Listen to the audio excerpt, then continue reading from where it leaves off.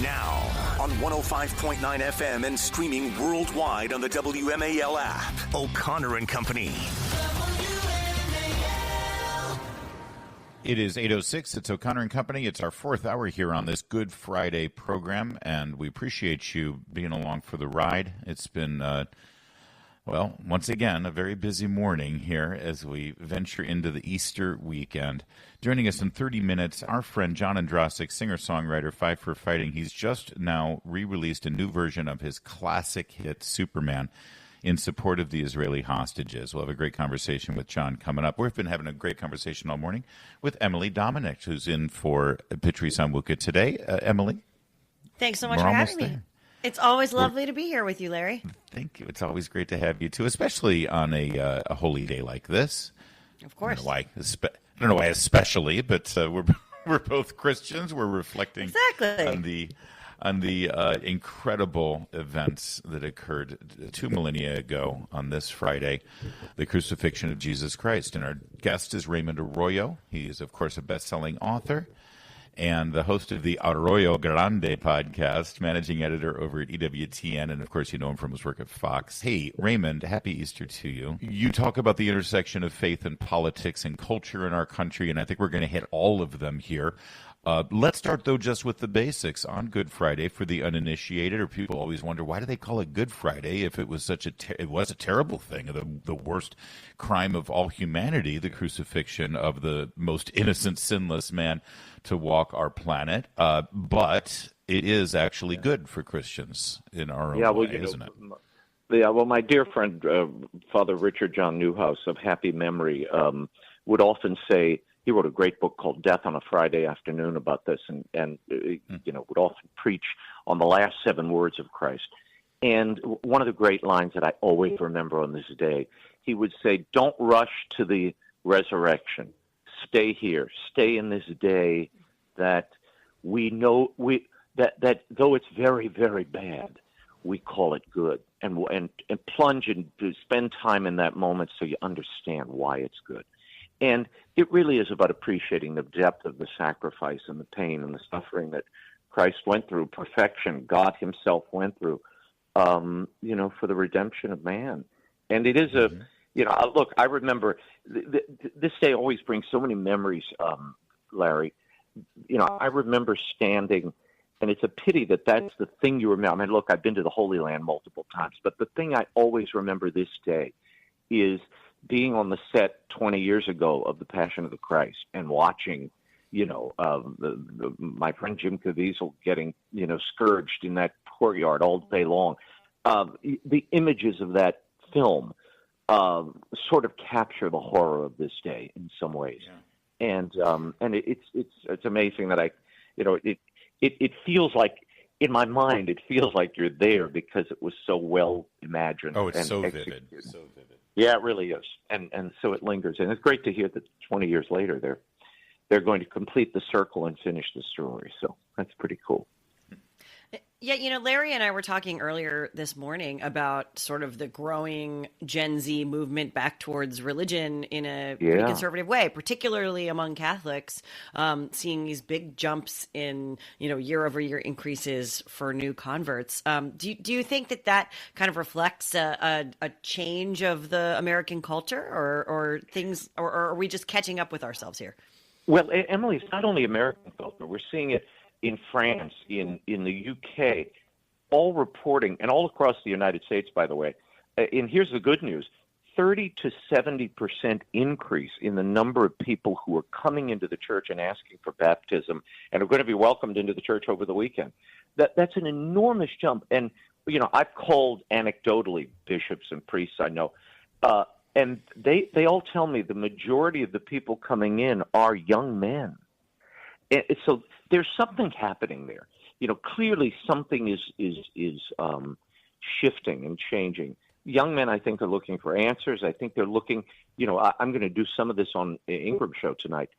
I think they're looking for models of what does it look like to be a male today? What are you supposed to be as a man? What are your obligations? Morally, what are you called to? And I don't think the world is providing answers for that.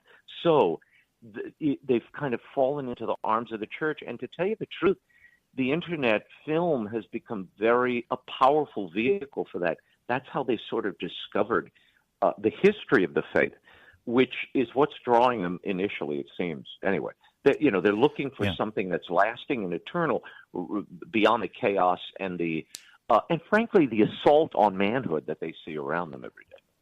Let's turn to politics. Sometimes it's hard to sort of be a political conservative in America and also follow many of the, if not doctrines of the church, certainly the strong encouragement and teachings of the Catholic Church that transcend American political boundaries. And I think that that's highlighted mostly recently here in this country with regard to illegal immigration and how Catholic charities have been sort of, I think, part of the problem in terms of being a magnet for people and making a lot of federal money over the migrant and refugee resettlement programs. What do you make of the announcement last week from the U.S. Conference of Catholic Bishops that they will no longer participate in that program and they're not going to be making that federal money? Is it because the Trump administration basically has shut it down? Yeah, they cut the funds off. When you cut the funding off, you can't do it anymore. Look, Larry, you and I talked about this years ago. I remember being on your show. I was down at Eagle Pass. I saw for myself at 3 a.m. they would bring these poor migrants and women and children, hundreds of them, across the Rio Grande at night and at an appointed time, by the hundreds. Children, these are all people who are paying these cartels to move them, and Border Patrol would basically check them in, put them in a bus, and take them where? To Catholic charities, where they would be processed a second time, given a manila envelope with tickets to wherever they were going. And then the next 2 days later, I'm leaving town. I'm in McAllister at the airport. Guess who's surrounding me and on the plane with me? Many of the people I saw cross the Rio Grande at 3 a.m., and they've got the little manila envelopes with their children. And so I thought, oh, my, what is happening here?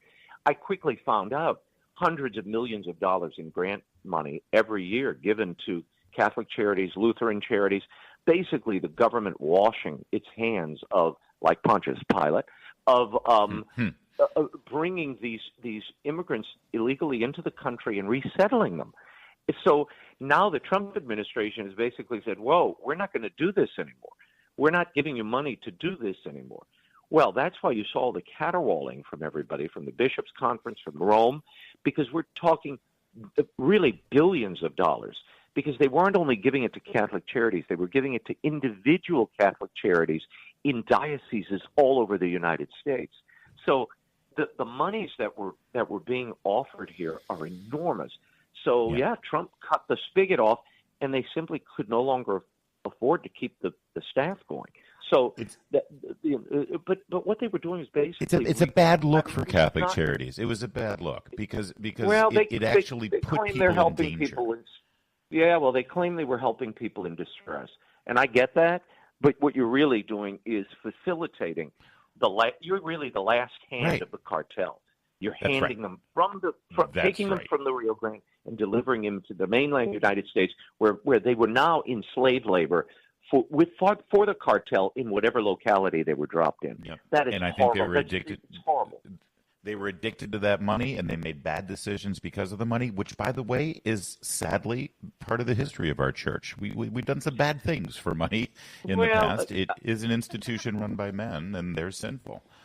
Well, I think part of it, that's very true. But part of it is, I think in their mind, they're helping people come here. Look, I know people who work for that office, which is now basically closed down. But they thought they were helping people in distress and, putting a hand out. But my question is, how is this saving souls if you're forcing people into slave labor for years and years once they come here, which is basically what was happening? And the other part of it is, I don't see how that saves souls. Really, I agree. Well said. Well, listen, we've got a lot to. We've all got a lot to reflect on this weekend, and while you're reflecting, everyone out there, you should check out the Arroyo Grande podcast because you interviewed Jim Caviezel from Passion of the Christ. It's you grab it on YouTube. It's a great way to find it. He's a fascinating guy, and I have not seen this interview exchange between the two of you, but I bet it's fantastic. So I'm looking forward to it. No, it's a lot of fun. Well, he was very candid. I mean, for the first time, he talks about not only what he went through on the Passion, some of which we've heard before, some you haven't. Like, I've known Caviezel a long time. I did not realize that his work on the Passion, getting struck by lightning, the hypothermia he experienced on the cross. I mean, this wasn't shot in a studio. They shot it on a hillside in Matera. Mm-hmm. And they put him up on the cross 4 days. And as a result of that, he had serious heart problems that led to not one but 2 open heart surgeries. The second one at the Cleveland Clinic, he flatlined. So he died on the table. And he talks about that. So really, this was his resurrection, which has already happened in some ways. So it's kind of cool that this guy is, again, getting a shot, as he says, his last shot, at playing this role again. He doesn't have the stigmata, does he? Because that would be taking it too far. Please. Well, that we don't know yet. All right, we'll take a look at it. I'll keep you in suspense, Larry. Raymond Arroyo, have a good Friday. Be contemplative. Good Friday to you and everybody. Thank you, Mike. And I can't wait for our joyous Easter this Sunday. Thanks, Raymond. It is now 8:18. WMAL, making sense of the news. Live from the Home Paramount Pest Control Studios. Home Paramount, the leader in pest control since 1939. Well, let's give you an update on Chris Van Hollen's spring break down in San Salvador. He did finally meet his, I guess, what was this, a hookup that was arranged through a little date? Just a little Grindr or something? I'm not sure. Kilmar, allegedly. Kilmar Abrego Garcia, of course, the most famous Maryland man since, I don't know. Since you, Larry, obviously. How about Edgar Allan Poe? There you go. Most famous Maryland man since Edgar Allan Poe. He did, in fact, meet with Senator Van Hollen last night. They released the photographs. As the president of El Salvador said, he is miraculously risen from the death camps and torture, and he's now sipping margaritas with Senator Van Hollen in the tropical paradise of El Salvador. It seems to be some sort of visitor center in the death camp that looks beautiful. It looks like a nice little hotel. He looks pretty healthy, too. He doesn't look like he's been abused. He's got plenty of tattoos on his left arm, including some tattoos on the knuckle. And Chris Van Hollen looks like he's in love. He better watch himself. Yeah. This guy's got a history with women. He might, he could turn violent. Be careful, Chris. What do you think of how this played out? I mean, are they doing a victory lap right now, the Democrats, saying, there, you see, Chris Van Hollen saved the day. He got to meet with him. It's so funny because I think regular people look at this kind of stunt and say, what are you doing? Why are you wasting my tax dollars? Why are you, this guy looks fine. What's the big deal? But, one of the things I do to keep myself grounded with the left is I follow a handful of progressive accounts just to sort of see what people say. And these folks are commenting saying, what a hero. It's incredible that he's there. We need more senators to be like Chris Van Hollen. And I'm just like, who are y'all? And where do you live? And how did you get this way? And I think it's part of what has made the Democratic Party just so disconnected from people who are just trying to live their lives and have the government get out of their business. Well, listen, maybe at this time, just a few months into the Trump presidency, you're well far away from the general election. Maybe the political move is to rally people like that, to actually, look, I fought, I wouldn't take no for an answer, and I got there, even though the actual end result and who you're fighting for, I think, matters, and who he's fighting for is an illegal immigrant, wife-beaten gang member. But, listen, who am I to judge a Democrat? That's, his base is his base. Also, real fast, Maryland Sheriff Jeff Goller of Harford County, police, law enforcement agency in Maryland that uses the same kind of evidence and criteria to determine whether somebody's a gang member or not. He was on with Bill Hemmer yesterday to talk about the evidence that he's seen about Garcia and the alleged gang affiliation. Take a listen. You've looked at the evidence. Are you convinced, as the White House says, that he's an MS-13 member? Oh, 1,000%. Yes, indeed. 1,000%. 1,000. No doubt. Not only that, he's no doubt, and he's a domestic violence abuser. I mean, in our community, we would screen him working with ICE, and hopefully they would decide to take removal proceedings for just that reason. And he's been through removal proceedings before, and they asked for him to be removed, and yet he was still here. So kudos on the Trump administration for removing a criminal. horrible on Senator Van Hollen for wanting to bring him back. Okay. Emily Domenech, you've worked in politics for quite some time at very high levels on Capitol Hill, in the Speaker's office. If you're the Trump White House today, if you're the communications department and the political wing of the Trump White House, are you happy with this week's storyline and narrative?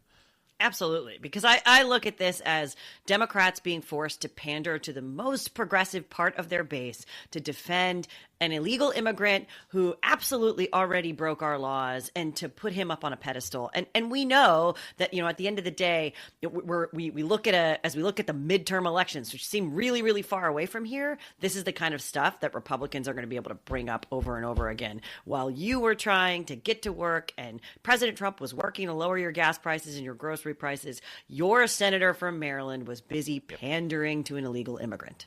Come on. You're right. And add to that the Rachel Morin wild card aspect of this, that Chris Van Hollen never bothered to talk to the family of that poor woman who was murdered by an illegal immigrant in his state, and her mother telling her story. I think it was a huge win for the Trump White House this week.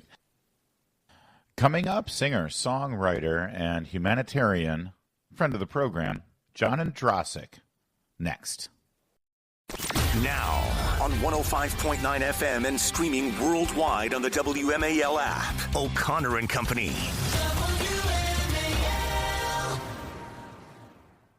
It's now my opportunity to make the very young and vibrant Emily Domenech feel old. Just feel old. Because this incredible, indelible, classic song from singer-songwriter John Ondrasik, Five for Fighting, was written 24 years ago this week. How about that, Ems? It's too long. It was just like 2 years ago, something like that. I don't know. Yeah, imagine how John feels. By the way, John has also now, in his incredible humanitarian and just amazing, generous fashion, has re-released this song with some updated lyrics, specifically honoring and drawing attention to the Israeli hostages from October 7th. Take a listen a little bit here to the updated version, cut 23. All right, and I'll say it again as I introduce him because it still amazes me. How do you maintain that voice, John? It's so beautiful, so incredible, and it's always great to talk with you. Thank you for doing this, and thanks for joining us. Well, thank you, Larry. You don't want to hear me sing right now at 5 a.m. LA time, but when I wake up, sometimes the voice still works. Listen, tell me about this collaboration and how you were able to do this. And you've been going to Israel since October 7th. You've been performing benefit concerts to boost morale and to try to draw attention to the hostages. But tell me about this amazing collaboration. Well, a couple of weeks ago, I was reached out to by the team of Alon Oel, a hostage who's in Israel. And his mother had wanted to do some kind of musical collaboration. Alon is a wonderful piano player. And in Hostage Square, there's a piano. They call it the yellow piano. It's just sitting there. And people come by and play it. And when I was in Hostage Square, I sat and played it. I actually played Superman on it. And that's Alon's piano. That's his. And so she asked, what can we do? And it became very clear that Superman was the song we should do. Certainly with the history of Superman being one of the songs that recognized the heroes of 9/11, and of course October 7th being Israel's 9/11, the fact that Alon is a piano player, and they sent me a picture of him at the end of our video for the folks who have seen it. There's a picture of Alon at 8 years old in his Superman jammies. So that really kind of broke all our hearts, and I'm very grateful that it seems to be resonating globally, just to put the focus back on our hostages. I mean, Larry, 559 days. It's just insane. Incredible. I find it so interesting. So often we hear from folks in Hollywood about the other side of this story. We see Free Palestine on everything, and no one is drawing attention to this issue. How do you feel as a musician kind of being out of step with your peers on this issue? I'm ashamed of my industry. There's no other way to say it. It's a historic shame. The music industry has always prided itself on being on the front foot of humanitarian issues, certainly the civil rights era, the songs from that age, Live Aid, Sun City, the Concert for New York. And they're not only silent, but they are spouting Hamas propaganda. I mean, just this week, Green Day was at Coachella and kind of spouting the kind of anti-Israel propaganda. And look, Larry, we like Green Day. You're a musical guy. We like, that musical, what is it, American Useful Idiot? American Idiot, yeah. Yeah. But look, what I say to them is, if you truly care about innocents in Gaza, and I do, and I know you guys do, wouldn't the first thing you do is demand the release of the hostages? Because that is the one thing that will end the war. But for some reason, they never say that. They never say that. So I'm not sure how much they care about innocents on either side. So, again, we could talk about this for a long time, but it is a disgrace. There's no other way to say it. Really Emily said that you're out of step with your industry. I would say your industry is out of step with humanity. So I think that it's a fair trade, John. You're on the right side of history. Couple things I want to get to here. First of all, everyone listening, Monday, May 19th, Tuesday, May 20th, Five for Fighting with a string quartet. Last time he was in D.C., he brought the full rock band. This time with the string quartet. I've seen both versions. You want to see the string quartet. No offense to the guys, but my gosh, it's amazing. May 19th is in Annapolis at Ram's Head, and May 20th is in Alexandria at the Birchmere. I'm going to both, so if you want to hang out with me, I'll be there. And Emily, I'm trying to get your brother and sister-in-law to join us in Alexandria. I think they're going to join us, so hopefully you can be there too. And you're touring right now, John, but also tell me about these. First of all, this song and how it's been released. Can people buy it? Will the money go to charity? What can be done there? And also, you've just released vinyls. Tell me about that. Yeah. Well, the new video for the hostages, the new version of Superman, everybody can find on Twitter and they can find on YouTube. We're frankly having issues with Meta and Instagram. They seem to be restricting it, so we're looking into that. And I may get back on you in a couple days if that's not resolved. That's terrible. Oh yeah, no, we want to draw attention to that. Let me know. So I'm going to give them a minute to fix it, but yeah, I think the hostages and their families feel abandoned, right? Because all they see is the vitriol on our college campuses and in the media. But we know that the vast majority of Americans support them and pray for them. So sharing this video, sending them a note is a huge deal. I mean, it's going viral nationally, but anything you can do to support our hostages is huge. So we'll keep that going for sure. And yes, finally, 24 years later, which is amazing because I just turned 42, yes, we have vinyl for Superman and Americatown and 100 Years and all the collectors. And Larry, you should be getting yours if you haven't got it yet. But I got it this week. I have not put it on the player yet. I just opened up the package and I'm looking at the vinyl because I love vinyl. I collect them and I cannot wait to hear it the way it was meant to be heard. No, for sure. I'm excited too. All right, everybody, check out John Ondrasik's X account because the video is so moving. You will not be able to get through it without a tear in your eye. And good, we should feel emotion about what's going on with the hostages. It's an outrage. And it's almost at 1 million views right now, John. Within the next 30 minutes, I assure you it will hit 1 million views. So congratulations on that video. And thanks for joining us, as always. Always a pleasure, guys. Have a great day. Yeah, and once again, come out and hang with us. Annapolis at the Ram's Head, which if you've never been there, it's a beautiful little intimate place. That's Monday, May 19th. And then, of course, at the Birchmere, Tuesday, May 20th, Five for Fighting. It's 8:44. Mark Levin, weekdays 6 till 9 on 105.9 WMAL, making sense of the news.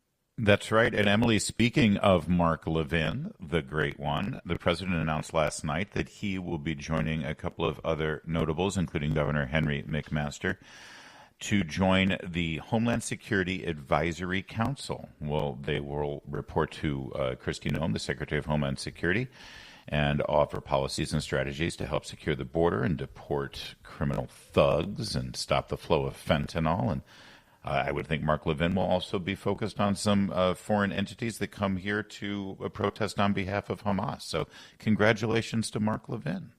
Yeah, congratulations. I think, these kinds of advisory boards are super useful. It's a way for your cabinet secretaries to get advice from people who are on the outside and not part of the government. And I think, frankly, helps prevent that echo chamber that can happen when you're in the government space. And that is key here, that he is going to stay on the outside. Don't worry, everybody. He's still going to be here 6 to 9 every day doing his gig as he must. The important part. He's indispensable. This isn't a full-time job where he's going to have to, get clearance and go, divest and leave all of his work to work full-time for the government. Thank goodness. Although if he wanted to, he'd be pretty great at that too. What do we think? Yeah, we don't want to take all the smart people from media. We got to leave you and we do. Mark Thank you. out there for a bit. I don't know about me. He would be a great Supreme Court justice if there's an opening, though, don't you think? Oh, wow. I mean, I feel like the list of, that's one thing. Republicans have a lot of really strong candidates for that space. I'm partial to a Mike Lee or a Ted Cruz if it's up to me. All right. Well, that's true, because I want to keep Levin on the radio, 100%. Right? Exactly. So congratulations. Great one, Mark Levin. We love you. It's fantastic. And, boy, the great conservative voices from the media are well represented in the second Trump term. It's absolutely true. And I think, the lesson there is that, the president watches conservative media just like you do. And I think that's a good thing, because it means he's listening to the people who are listening to you. It is 8:52. All right, that's a wrap for this Good Friday. Thank you, Emily. And here comes Chris Plant. Chris Plant Show begins now.